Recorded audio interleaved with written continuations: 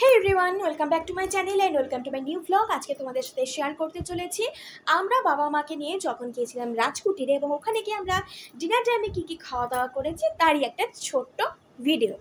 প্রথমে বলে রাখি, কমপ্লিমেন্টারি হিসেবে ওরা একটা স্টার্টার আইটেম দিয়েছিল, সেটা হচ্ছে রোস্টেড পাঁপড়।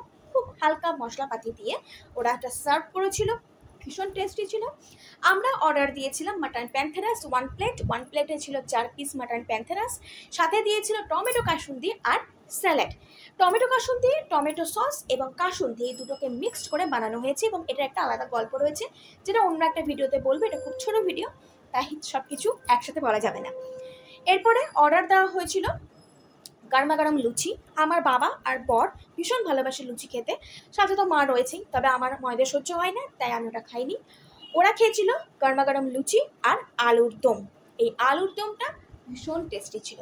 লুচিটা ভাজা হয়েছিল কিন্তু খাঁটি ঘিয়ে, ভীষণ টেস্টি আই থিঙ্ক, কারণ ওরা দুজনে খেয়েছিল এবং বেশ ভালো রিভিউ।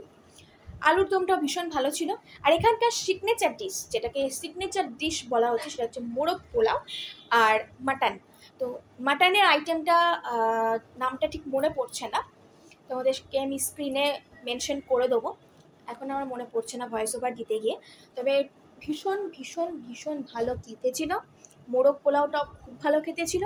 আর মোরগ পোলাওটাও তৈরি হচ্ছে পুরোটা ঘি দিয়ে, ফ্লেভারফুল ছিল। সাথে তো স্যালাড রয়েছেই, আর সবার শেষে আইসক্রিম খাওয়া হয়েছিল। বাই।